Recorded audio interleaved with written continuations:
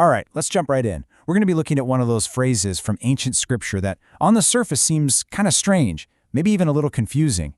But as we're about to see, this one little line is actually a key that unlocks an entire worldview, one that's intense, challenging, and really provocative. And here it is. This comes from the Apostle Paul. He's talking about the story of ancient Israel in the wilderness, and then bam, he just drops this line. The spiritual rock that gave them water, that rock was Christ. Now, just take a second to think about that. That is a truly wild claim. So you have to ask, what on earth does he mean by that? Is he just getting poetic? Is this just a fancy way of saying the rock is a symbol of Christ? Or is he saying something way more direct, something much more radical about who Christ is and where he's been active all along? That's the mystery we're going to try and solve today. Now, to get to the bottom of this, we can't just look at the quote by itself. We have to understand why Paul is even bringing it up. See, he's not just giving a history lesson here. He's actually using Israel's story as a really urgent and direct warning to the church he's writing to. And what he does here is so clever. He basically erases the timeline. He doesn't just talk about Israel's story, he makes it their story. He calls them our fathers, creating this direct family link. And that raises the stakes like you wouldn't believe, because suddenly their failures aren't just some dusty old story. They're a living, breathing blueprint for how things can go terribly wrong. I mean, just look at the VIP treatment they got. Paul lists all these incredible, undeniable signs of God being right there with them. They were led by a supernatural cloud, they walked right through the Red Sea, they ate miraculous bread that fell from the sky, and yeah, they drank water from a spiritual rock. They were literally living inside a miracle every single day. And this is where the warning really hits home. Even though they were showered with all these blessings, a lot of them failed, and they failed spectacularly. So the big point here is that having all this divine privilege doesn't make you immune to messing up. Actually, it makes it worse. Their problem wasn't that they didn't know God, it's that they started flirting with other loyalties. Okay, so now we get to the main event, the identity of this rock. This is where Paul's argument takes a really sharp turn, and he zooms in on the nature and identity of Christ himself. So first, a little bit of background is super helpful here. In Jewish traditions from that time, this rock wasn't just some random boulder they stumbled upon. The idea was that this source of life-giving water, this sign of God's care, actually followed them through the desert. It was a moving, dynamic presence. And this is where Paul makes his incredible claim.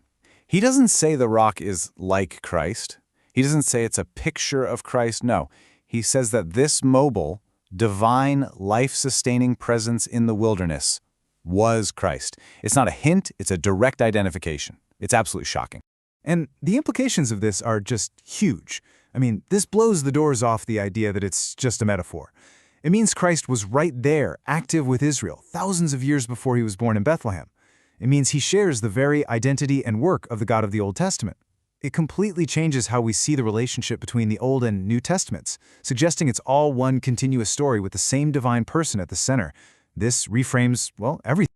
Now, to really feel the full weight of Paul's warning, we have to kind of put on a different set of glasses. We have to try and see the world the way he saw it. And for him, the universe wasn't just about good or bad moral choices. It was a supernatural battleground. See, Paul's thinking is running on a very specific track, one that was laid down in the Old Testament, in places exactly like this verse from Deuteronomy. When Israel turned to idols, the text says they weren't just bowing to statues, they were literally sacrificing to demons. This isn't just a moral slip-up, it's spiritual betrayal. So in this way of seeing things, idolatry is not a victimless crime. It's not a simple mistake. It is an act of entering into a partnership, a real communion, with spiritual beings that are actively hostile to God. You're literally choosing a side in a cosmic war.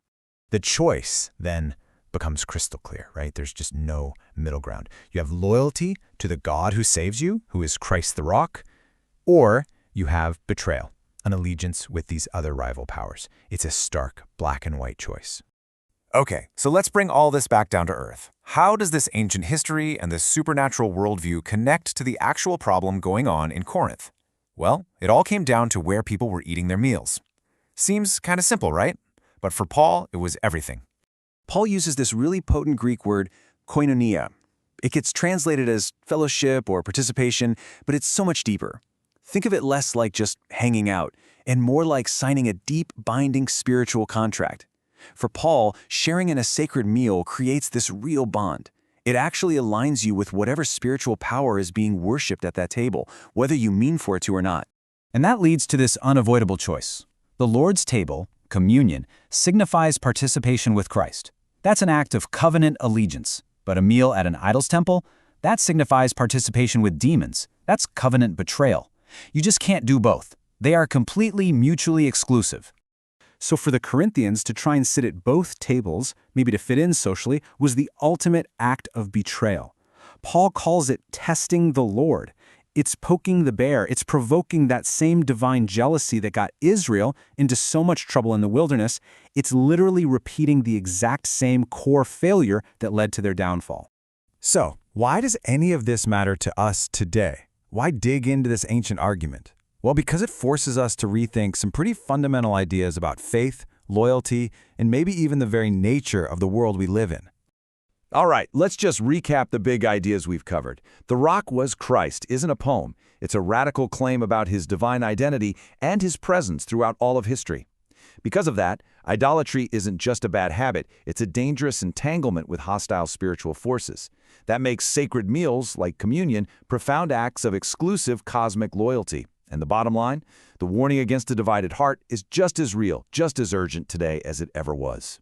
And that really just leaves us with one last big thought to chew on. Paul wasn't writing a modern philosophy book. He was operating from inside a deeply supernatural worldview. So how does taking that worldview seriously, not necessarily adopting it, but at least understanding it, change the way we read these ancient texts and the warnings they contain? It's a question that really challenges us to read with fresh eyes.